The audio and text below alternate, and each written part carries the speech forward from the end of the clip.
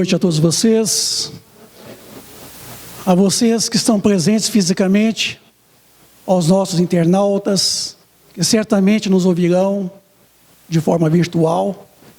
É um prazer, é uma alegria muito grande a gente poder participar com vocês de mais uma edição de perguntas e respostas. Sejam todos bem-vindos a esta casa. Aqui na companhia do Tiago e do Ives, certamente a gente vai conduzir de forma bem tranquila e serena, e vocês aí, nos ouvindo, fiquem à vontade, formulem suas perguntas, preferencialmente perguntas dentro do aspecto da visão doutrinária, para que nós possamos realmente responder. Certamente nós não responderemos tudo, nós não sabemos tudo. Mas o que não for possível nesta noite, outra noite a gente responde. Já temos algumas perguntas aqui formuladas por vocês, e vou pedir ao Ives que responda para nós a primeira pergunta dessa noite. Boa noite a todos. Para nós é sempre uma satisfação estar aqui. A primeira pergunta diz assim: é possível termos lembranças da nossa encarnação passada? É possível sim, mas essa lembrança, ela se dá, na maioria das vezes, através das nossas predisposições, dos nossos impulsos, das nossas aptidões. Então, nós podemos entender muito de nós e aquilo que nós fomos, através dessas predisposições que nós trazemos. São como se fossem reflexos das nossas aquisições e também das nossas debilidades construídas no ontem. Então, essa é uma das formas de nós termos lembranças da nossa reencarnação anterior.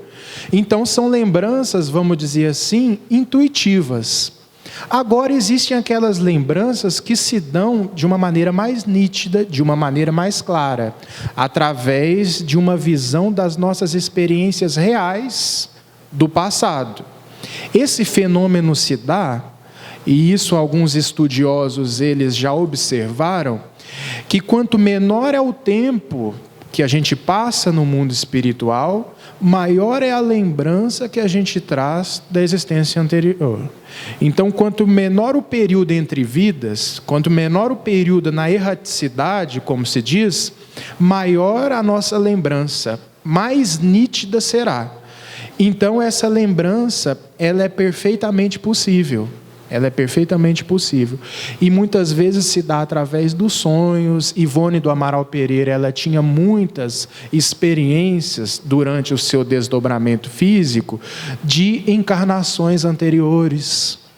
Então, através dos canais da mediunidade, isso também se torna possível. Agora, tudo com um propósito. Porque o esquecimento ele já serve para todos nós como sendo uma proteção que a gente tem. É uma proteção. Porque se não fosse essa proteção que a gente adquire através da reencarnação, pelo esquecimento do passado, nós não conseguiríamos nos perdoar pelaquilo que a gente já fez. Então, é a misericórdia divina que faz com que zere novamente, a fim de que a gente possa ter força para continuar. Porque nem sempre essas lembranças são lembranças felizes. Então imaginem vocês aquele tipo de comportamento que você tem ojeriza, que você mais repulsa no mundo, e você vê você mesmo inserido naquela situação, vivenciando aquela situação da qual você repele hoje com todas as forças. Talvez você não teria estrutura emocional para saber lidar com esse processo todo. Então, a misericórdia divina fez com que o esquecimento favorecesse uma proteção espiritual, a fim de que a gente possa caminhar com os passos mais firmes e mais seguros. Mas a lembrança ela é perfeitamente possível dentro desses quadros que nós expomos. Obrigado, Ives. Tiago, uma pergunta para você, gentileza. Boa noite a todos. satisfação para a gente estar aqui. Vamos lá. Quando a gente sonha com um ente muito querido, que a gente conversa, abraça, acordamos com uma sensação tão forte de encontro, é sonho mesmo ou realmente teve um encontro durante o sono? Aí eu juntei outra pergunta aqui, que é o complemento dessa, né? E a pessoa pergunta: há como definir, há como diferenciar o sonho do desdobramento? Que é exatamente o que a pessoa está querendo saber na primeira pergunta, né? E a nossa resposta é o seguinte: é totalmente subjetivo. Tá? É totalmente subjetivo, porque você é que vai ter a percepção do sonho que você teve. Então, se você passou por aquilo, se você sentiu, é óbvio que quando acordar, a impressão que vai ficar em você, em seu psiquismo, do que você vivenciou à noite, é que vai te dar essas dicas se aquilo que você vivenciou foi um desdobramento mesmo, você teve um encontro com o seu ente querido, ou se foi apenas realmente um desejo seu do inconsciente que se manifestou. Né? É óbvio que há dicas, né? A doutrina ela fala para a gente algumas coisas que a gente pode ter uma facilidade maior para poder diferenciar isso. E o que a doutrina nos fala a respeito dessa questão? Ela fala o seguinte: você acordou, você teve um sonho durante a sua noite e você encontrou com um ente querido, vamos supor, isso acontece muito, tá? Com um ente querido que ainda está encarnado. Então você encontrou com ele durante a noite, vocês conversaram, beleza, tranquilo. Acontece que quando você acorda, aquele ente querido, ele também pode guardar a lembrança do sonho. Então, se isso aconteceu com 2 ou 3 pessoas, né, além do sonho, com certeza não é porque está todo mundo ficando doido, né? É porque realmente aconteceu e vocês se encontraram durante a noite. Então, tem um livro do Ernesto Bozano, que ele fala da materialização entre comunicações... Como é que é o nome do livro? Comunicações mediúnicas entre vivos. Se não me engano é isso, mas se você colocar no Google Ernesto Bozano, comunicações mediúnicas entre vivos, se não for esse o nome, vai cair lá para você. Comunicação de vivos, é algo nesse sentido. E o livro todo é ele contando casos nesse sentido, de entre encarnados, que vão dormir, se encontram, e depois quando acorda, os dois guardaram aquela sensação do sonho, né, o encontro. Então na hora que um chega para o outro e fala aqui... encontrei com você essa noite. Aí o outro já vem e fala: rapaz, mas tive o mesmo sonho. E conta para você com detalhes. E aquilo é vívido, né? É lúcido realmente. Então isso é uma dica enorme de que você realmente teve com esse ente querido. Agora, ele é desencarnado, vamos supor. Como é que você vai saber? É o que eu disse, né? É realmente a sensação interna que você vai ter, que isso vai te dizer ou não que você teve esse encontro. A pessoa continua perguntando: quando saímos para trabalhar, ajudando à noite, né, no repouso, né, há também o repouso quando trabalhamos durante a noite? Gente, se você for para regiões mais densas, mas se você for a trabalho, o trabalho ele é sempre renovador. O trabalho é sempre renovador. Se você estiver trabalhando, obviamente, você vai estar com uma equipe espiritual, tá? Esses trabalhos, você nunca vai fazer um trabalho desse sozinho.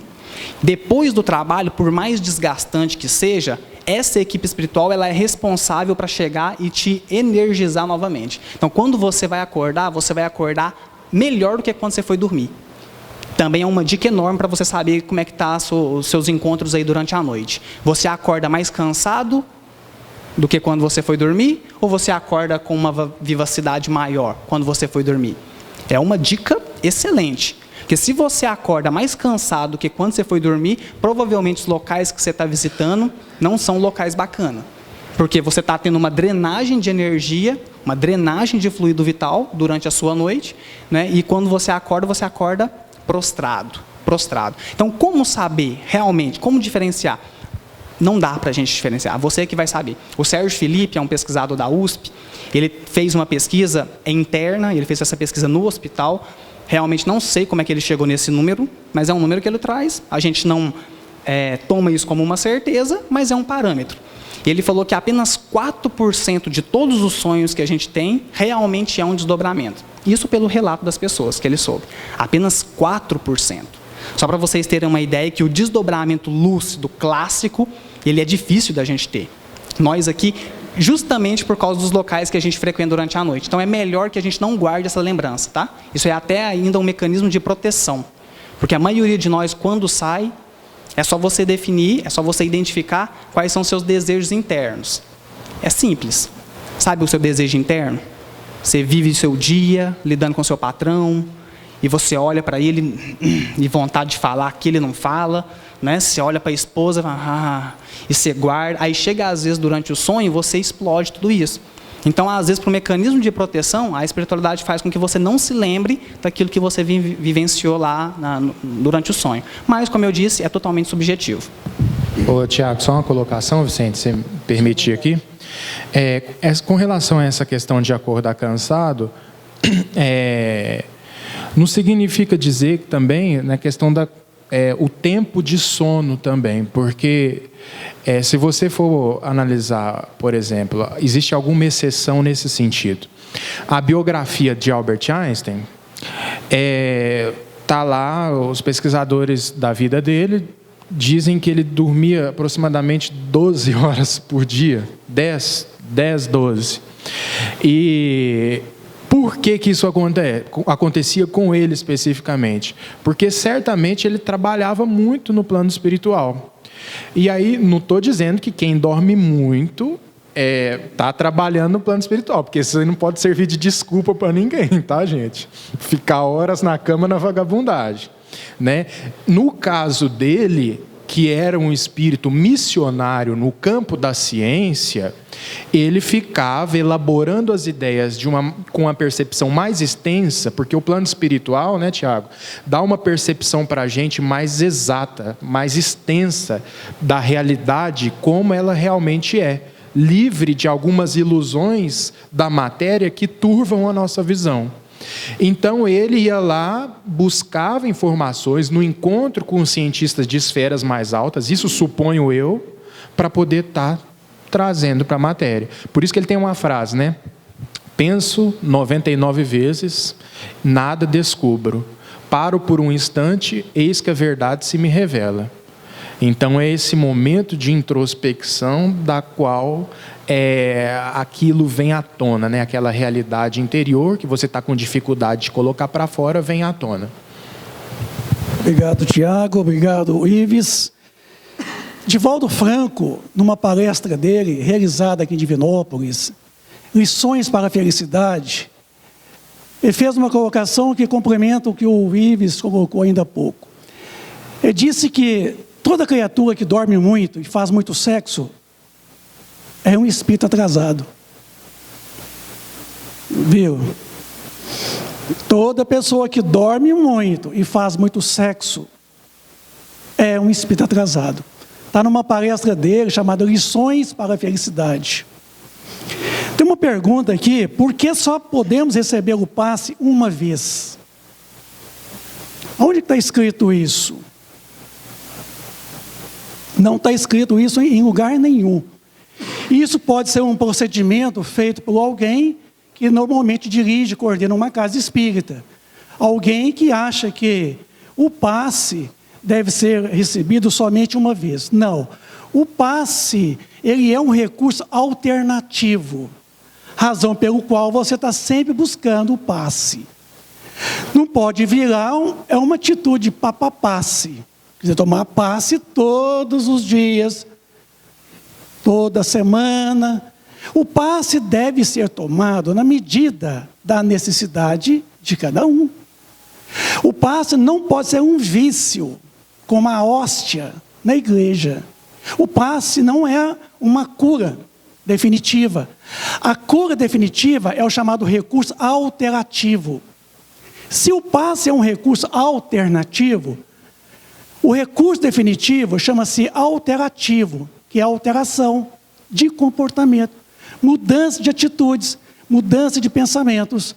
Então, a gente sugere a essas pessoas que às vezes acham que não pode tomar mais do que um passe, ou outras que tomem passe demasiadamente, há que entender que por um passe eu posso me recuperar e daí por diante cabe a mim manter-me na condição.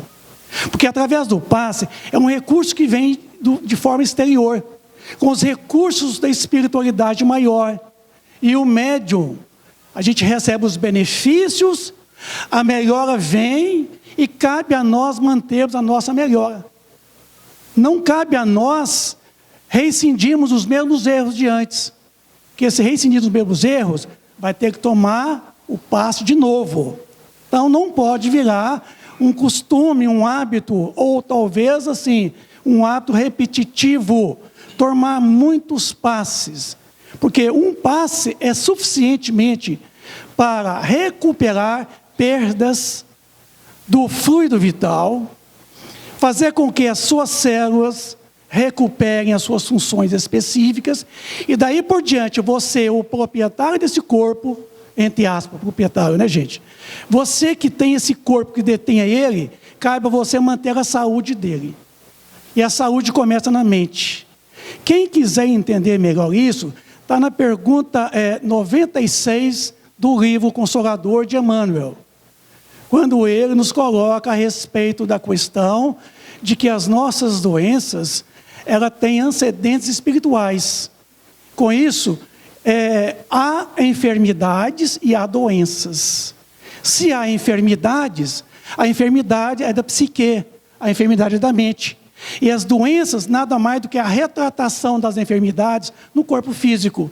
Então, quando você trata da enfermidade, vai exterminar, vai extinguir totalmente as doenças. Então, por isso que é imperioso que você verifique que não basta ficar tomando passe. E se você continua no mesmo comportamento de antes, mude o comportamento, mude o modo de pensar, o modo de viver, e logo os seus males desaparecerão. E não precisar de ficar tomando muitos passes. Mas não é regra somente um passe, não. Tome passes quantas vezes você julgar necessário. Estamos aqui para atender a vocês na medida das necessidades de vocês. Ives, uma pergunta para nós aí? Pergunta que diz é o seguinte, não é nenhuma pergunta, na verdade, a própria pessoa define como sendo uma crítica construtiva. Então, já que é construtiva, vamos ler, né? Hoje, dia 27/10/2015, palestra sobre homossexualidade, que, aliás, foi excelente.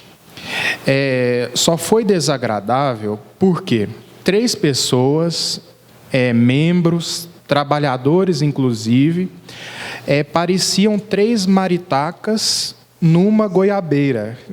Alguém sabe como é que é maritaca em goiabeira? 3 pessoas como 3 maritacas numa goiabeira. Estavam bem felizes e falantes. E tudo estaria ótimo se elas não estivessem dentro de um salão de reuniões, no exato momento da palestra. Lamento muito que isso ainda aconteça. E aí a pessoa diz assim, por conta da seriedade e responsabilidade que cada um de nós temos ao adentrar o salão de palestras. O silêncio também é uma caridade com aqueles que necessitam, que é o meu caso, de aprender mais sobre a doutrina e também para os que querem. Sem dúvida, né? Isso aqui está mais do que certo, mas a falta de educação, né, ela está em toda parte. Não é porque nós estamos dentro de uma casa espírita, né, que a gente não vai deixar com que os nossos hábitos, né, eles fiquem lá fora. Muita gente tem maus hábitos fora e trazem esses maus hábitos para a casa espírita, porque não é uma parede que divide uma casa espírita da rua que vai fazer com que a minha intimidade se transforme por um passe de mágica. Então, muitas vezes, a gente ainda traz aqui para dentro os nossos costumes, a nossa falta de educação, os nossos achismos, as nossas manias. E é até bom, porque aqui que é o lugar de tratamento, né? Então, é bom que a pessoa seja autêntica aqui, né? Mas que pelo menos também use o bom senso a fim de que não atrapalhe os trabalhos. né? Porque num momento como esse, a espiritualidade está presente, como você bem disse, outras pessoas estão querendo aprender. Existem várias dependências da casa que você pode conversar mais à vontade. Então, assim, é uma questão de bom senso, né? Agora, o ideal seria que essa nossa educação, ela se aplicasse não somente na casa espírita, mas que ela se estendesse para a sociedade, né? Pelo menos numa iniciativa de tentar domar aqueles impulsos que a gente tem, né? Eu, né, peço permissão para contar um caso particular, que não é porque a gente tem conhecimento que muitas vezes aquele impulso não vem à tona, né? E eu acho que eu já até contei isso daqui. Eu estava na fila de uma padaria no supermercado, e eu não sei o que aconteceu, que o atendimento estava péssimo, e eu comecei a ficar indignado com aquilo, e aí eu fui reclamar para a senhora que estava na minha frente, eu fui esbravejar com a senhora que estava na minha frente. Aí ela virou para mim, antes de eu esbravejar, graças a Deus, e virou para mim e falou assim: você não é o Ives que faz palestra? Quem disse que eu esbravejei? Engoli, né? Falei, não, sou sim. Respirei fundo, né? Quase comecei a assoviar. Por quê? Né? A gente passa, queira ou não, a ser referências, né? E muitas pessoas encarnadas, né, nos assistem, e também os desencarnados, né? O pior está aí. Então, quanto mais a gente se esforçar para adquirir autenticidade, gente, interior, coerência entre aquilo que a gente fala com aquilo que a gente faz, é melhor. E é isso o objetivo da doutrina nas nossas vidas.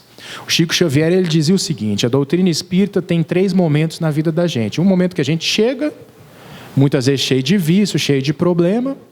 O momento em que a doutrina espírita entra para dentro da gente. E um terceiro momento em que a doutrina espírita começa a sair de nós.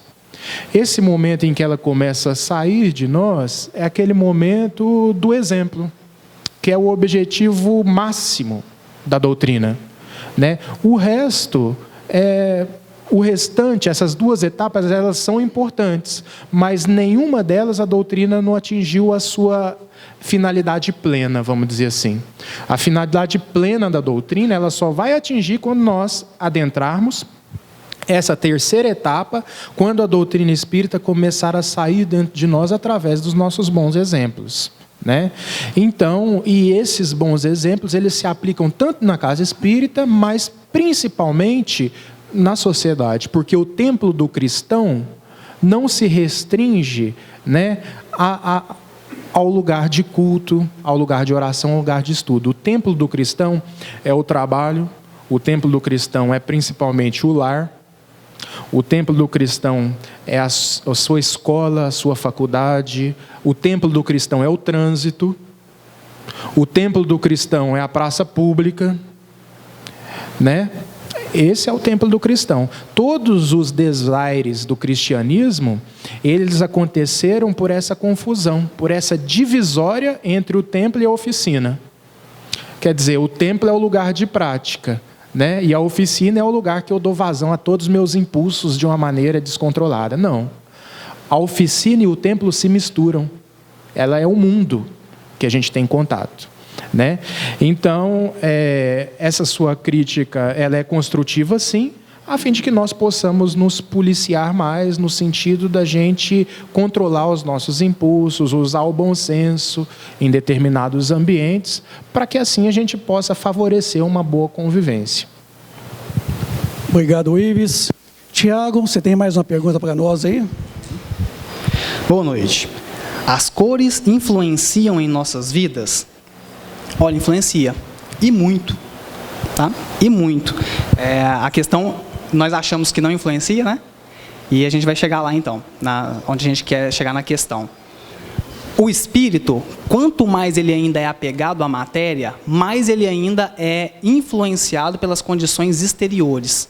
Quanto mais ele ainda não se desmaterializou, quanto mais ele ainda não vai ficando cada vez mais etéreo nas suas vivências, nas suas escolhas, ele é cada vez mais influenciado pelas condições externas. Então, veja bem, o ambiente que você está, ele vai te influenciar. A roupa que você veste vai te influenciar, né? As pessoas que você elege para fazer parte do seu círculo de vivência, elas vão te influenciar. Então, tudo isso influencia. A questão toda é, tem que influenciar? Você colocar uma roupa com uma cor específica, isso vai realmente modificar aquilo que vai suceder com você dali para frente? É claro que não. É claro que não. Isso só vai influenciar a sua percepção perante a si mesmo. Então, sim, influencia, mas porque vai depender da sua visão sobre aquilo que você está usando. Se você gosta de uma cor, e você compra uma roupa e você coloca ela, e você se sente bem com aquela roupa. Gente, a sua autoestima melhora, o seu viço, né? O seu sorriso, ele melhora, porque você se sente bem. É só até aí que isso pode te influenciar. Passou disso, a cor tal vai fazer com que aconteça isso, isso e isso na minha vida. É óbvio que não. Porque as condições de comportamento das pessoas além de você, elas não podem estar restritas a você colocar um tipo de cor ou não. Então a pessoa pergunta aqui, tem uma cor específica para o Réveillon? Tem. A que você escolher. Né? É óbvio. É a cor que você escolher, é a cor específica para o Réveillon.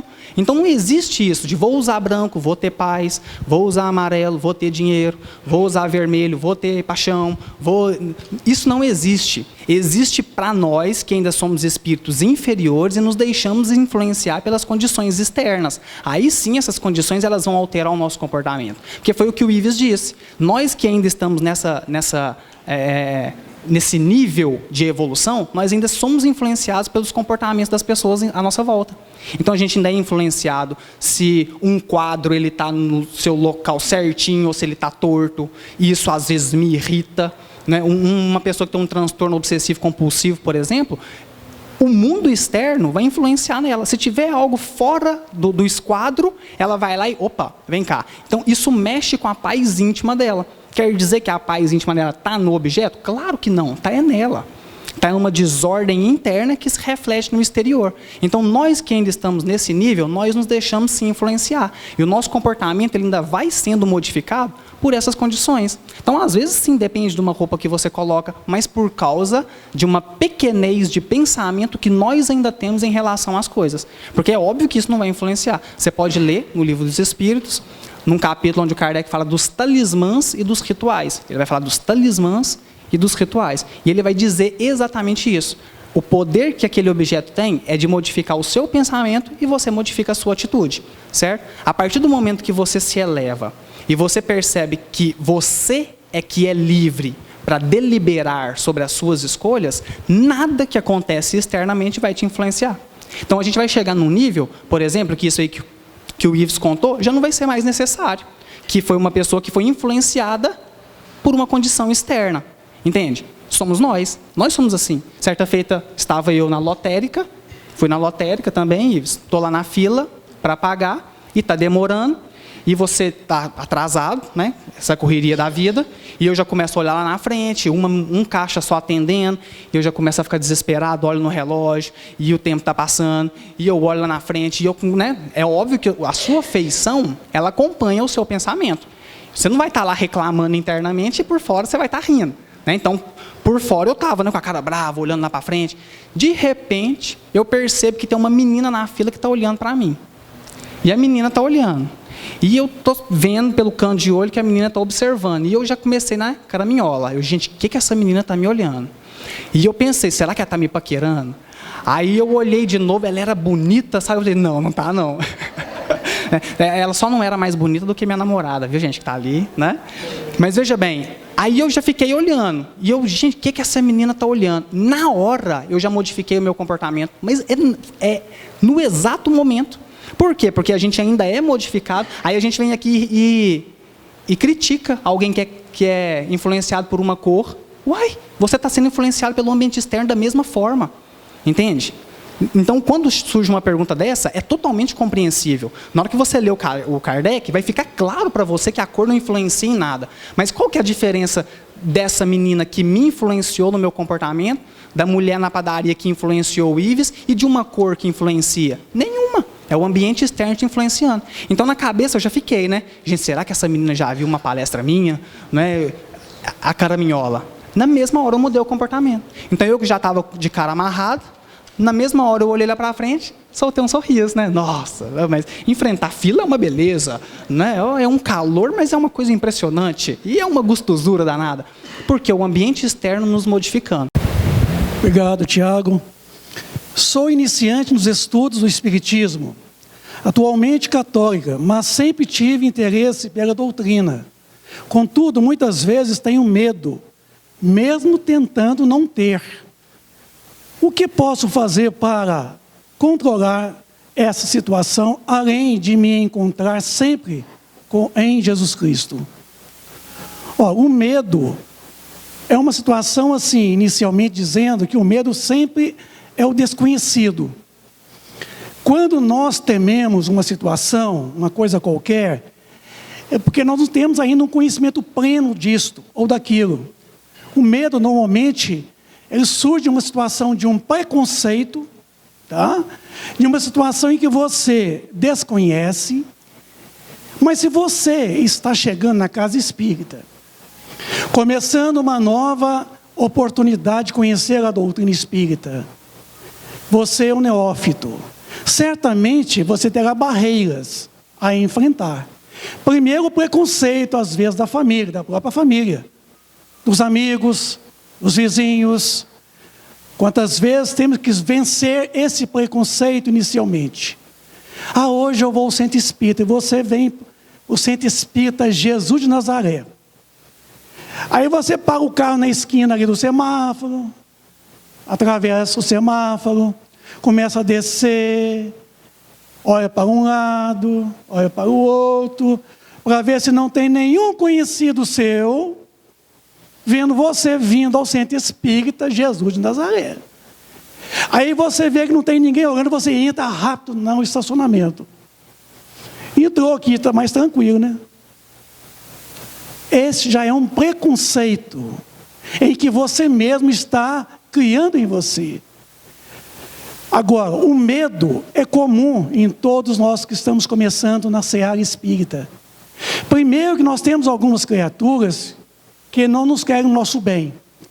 Essas criaturas, às vezes, são encarnados. Outros são desencarnados. A título de nos impedir essa nossa aproximação de um movimento espírita, às vezes pode acontecer esta influenciação espiritual, na tentativa de tirar você da trajetória da qual você está almejando. Quantas vezes o iniciante no espiritismo, na doutrina espírita, ele tem essa dificuldade, ele tem que enfrentar os preconceitos próprios, os preconceitos da família, da sociedade, e ainda essa perseguição de alguns algozes espirituais, que está vendo que você está começando uma nova tiara espiritual. E quando você então acostuma você começar a ter sonhos, situações tentando te amedrontar.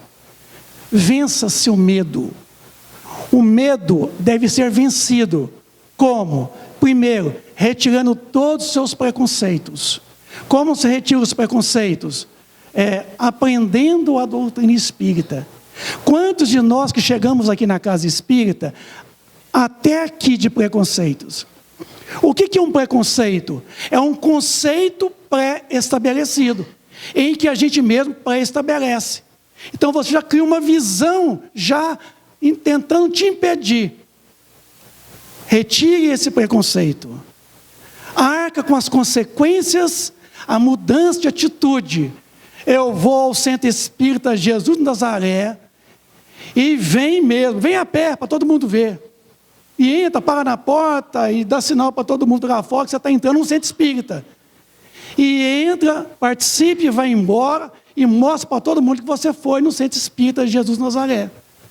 Aí você vai primeiro quebrar esse preconceito seu, esse temor, e vencer essa resistência espiritual, se é que ela possa existir ou estar existindo. Poder existir, podem. Resta saber se ela está existindo realmente. Então, é comum, Jesus está em toda parte. Ele está aqui, ele está no templo religioso protestante, católico, budista, não importa. Jesus está em toda parte, como diz o Ives, né? Esta oficina de trabalho é em toda parte, né? O altar nosso está em nossa própria consciência, como nos diz Leon Denis no seu livro Depois da Morte. Então, vença-se a si primeiro, tá? Encare com muita coragem, que depois esse preconceito seu vai ser elaborado paulatinamente na medida em que você melhor compreender a doutrina espírita. Todos os temores acabarão. Ives, mais uma pergunta para nós aí? Sim. A pergunta chega assim, diz o seguinte: boa noite. Uma dívida kármica com uma pessoa que já foi paga na outra vida, terei que pagar de novo? Bom, primeiro a gente tem que destituir essa pergunta de um termo que eu acho horrível, né? Que seria pagar, porque ninguém paga nada para ninguém. Nós simplesmente nos reajustamos conosco mesmo. Nós ajustamos a nossa consciência em relação a infrações perpetradas por nós mesmos. Então não é a outro que eu tenho que pagar. Na verdade, é a mim mesmo que eu tenho que pagar, por incrível que pareça. É a mim que eu tenho que reajustar-me, e o outro nada mais é do que uma oportunidade que eu estou tendo de um reajuste. E às vezes eu acho que eu estou pagando o outro, mas na verdade é o meu professor. Na verdade, é o meu orientador naquilo que eu devo corrigir em mim mesmo, naquilo que eu devo ajustar em mim mesmo. A partir do momento em que há esse ressarcimento com a consciência, né, nós vamos nos livrando de determinadas situações, de determinados empecilhos da convivência, que muitas vezes fazem com que a gente saia do eixo, né? Então, se nós formos analisar a pergunta 76 de O Livro dos Espíritos, Allan Kardec pergunta o seguinte para a espiritualidade: que definição podemos dar de espíritos? E entre outras coisas, a espiritualidade responde: os espíritos são seres inteligentes da criação. Espíritos, seres inteligentes da criação. Quando nós vamos fazer um link da pergunta 76 com a pergunta 72, que pergunta o seguinte: qual é a fonte da inteligência? E a espiritualidade responde: a inteligência divina, a inteligência universal. Isso nos faz deduzir que nós, como seres inteligentes da criação, precisamos retornar à fonte, a fim de que nós possamos estar certos do bom cumprimento, né, no emprego da nossa inteligência. E esse bom cumprimento no emprego da nossa inteligência é o que faz com que nós nos livremos de todos esses empecilhos de convivência, de toda essa agressividade com relação ao outro que me incomoda, porque faz com que eu reconheça a importância do burilamento interior que só a adversidade pode me proporcionar. A facilidade, a boa convivência, as pessoas amáveis, as pessoas afáveis para conosco, não faz com que eu promova um esforço, por exemplo, no exercício da tolerância. Porque muita gente fala o seguinte: perdi a paciência, não aguentei. Calma, não perdeu a paciência não, você perdeu a tolerância.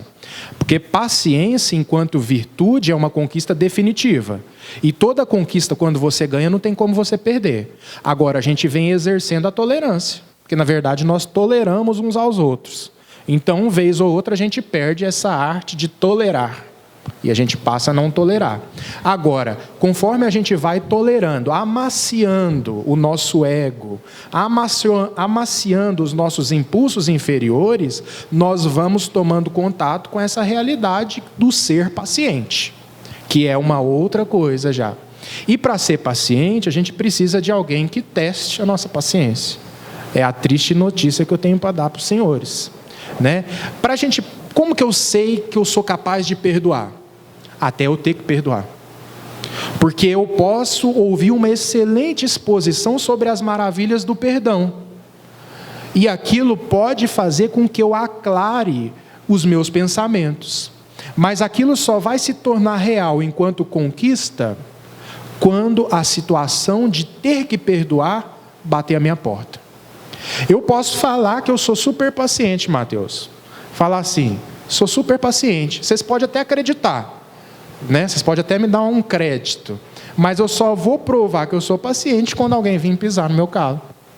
Aí a importância das adversidades, das pessoas difíceis.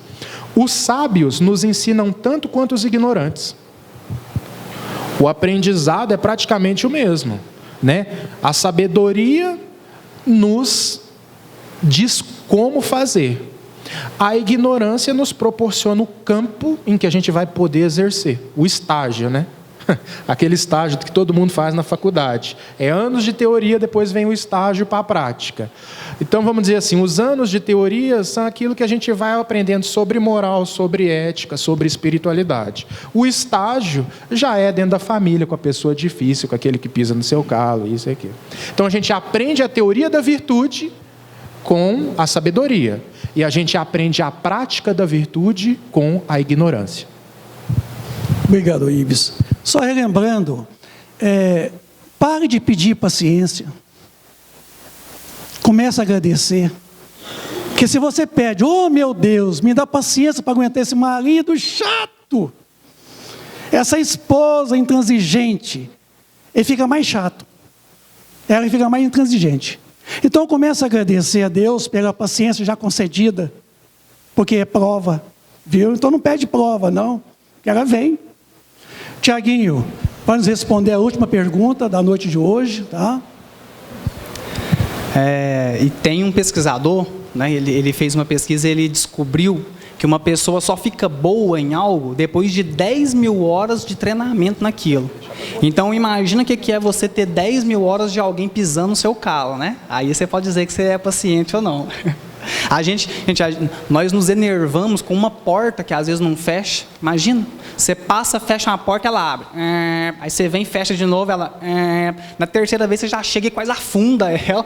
Né? Então a gente perde a paciência com uma porta. Imagina o que é você desenvolver essa paciência com as pessoas que você vive. É complicado. Como a doutrina explica a comunicação do povo hebreu no Antigo Testamento com Deus? Olha, a gente pode abordar essa pergunta de inúmeras formas, tá? Eu não sei realmente qual que era o direcionamento que a pessoa queria que desse. Se ela quiser conversar com a gente depois, tranquilo. Mas você pode responder essa pergunta de inúmeras formas. Mas basicamente, tentando fazer um apanhado geral, por que Deus escolheu o povo hebreu para trazer a mensagem dele? A resposta é mais do mesmo. É aquela que a gente já sabe. Porque era o povo mais preparado para receber a mensagem dele naquela época. Não é? A gente sabe, se você pode ler um livro chamado A Caminho da Luz. Esse livro, o Emmanuel fala daqueles espíritos que vieram de Capela. E eles vieram para cá, porque lá eles estavam rebeldes. Então eles tinham um nível de conhecimento maior. Eles tinham um nível de moral maior do que nós aqui agora temos. Só que para a evolução daquele planeta, eles estavam rebeldes. Então aquele grupo é retirado de lá e é trazido para cá. Daí o Emmanuel faz um estudo histórico interessantíssimo das 4 raças, ou melhor, dos 4 grandes grupos que derivaram desse povo que veio lá de Capela. E um desses grupos que veio de lá são os hebreus, né? É o hebreu. É esse povo hebreu. Então veja bem, na hora que você pega Abraão, né, o pai, vamos dizer assim, da religião judaica. Por quê? Porque de Abraão saiu as 3 vertentes saíram dele. Tanto o judaísmo, tanto o cristianismo, quanto o islamismo. Tá? Todas essas 3 religiões saíram, elas têm a mesma raiz que é Abraão. Abraão, quando ele fala com um anjo, quando ele conversa com Deus, não é nada mais, nada menos do que um médium que tem a percepção do mundo espiritual. Então, por que eles foram escolhidos? Porque eles eram os espíritos mais evoluídos daquela época, então eles tinham a tarefa de sair de um politeísmo e trazer para um monoteísmo. E eles eram mais preparados para fazer isso. Por quê? Porque eles tinham a reminiscência desse Deus único de quando eles já eram de Capela. Então, eles eram os espíritos mais preparados para tirar o povo da concepção politeísta e trazer eles para a concepção monoteísta. Por isso que eles foram os escolhidos. Então, você pode, ao longo da Bíblia, você pode fazer uma análise sobre Moisés, por exemplo, sobre Elias. Todos eles eram médiuns que tinham essa percepção. Você vai estudar Moisés tinha a tenda da renovação, se não me engano. O que era isso? Era uma cabine mediúnica, gente. Nada mais, nada. Moisés era médium de materialização, de efeitos físicos. Era nada mais, nada menos do que, você vai ler o Êxodo, está lá, e Moisés entrou na sua tenda, e uma nuvem branca se apossou sobre ela, e dela saiu uma voz. Que coisa mais simples para a gente entender. Uma tenda, um médium liberando ectoplasma, o ectoplasma, ele é branco, né? Ele é vaporoso, mas ele é branco. É essa nuvem que eles anotaram como se fosse nuvem, e dela saiu uma voz. É o Espírito se manifestando, nada mais, nada menos do que isso. Então Moisés, Elias, tantos outros, eram médiuns que tiveram essa missão de trazer para a concepção monoteísta. Assim como os franceses, no século XIX, tiveram a missão de trazer a doutrina espírita. Por quê? Porque lá era o berço do conhecimento, onde há 60 anos atrás tinha acontecido a Revolução Francesa. Então, ou seja, era o berço do conhecimento. Por isso aquele povo foi escolhido, porque lá a ideia podia vingar. Vingou. Tanto que a gente está aqui falando deles até hoje. Mas não tanto quanto o esperado. Aí foi transposto para onde? Para cá. Aí nós brasileiros também fomos os escolhidos. Por quê? Porque o povo que estava encarnando aqui era um povo mais sofrido, né? Isso eu não preciso de dizer, eu espero que vocês saibam, né? Que o povo brasileiro é um povo sofrido. Então, o sofrimento ele tem essa vantagem de fazer com que você fique mais dócil aos conhecimentos. Então, por isso que depois a doutrina espírita foi transposta, né, aqui para o Brasil, e nós tivemos essa responsabilidade maior de divulgá-la. Não é? Então, eu espero ter respondido. Não sei se foi nesse sentido que ela fez a pergunta, mas se quiser conversar com a gente aí depois, a gente está à disposição. Obrigado.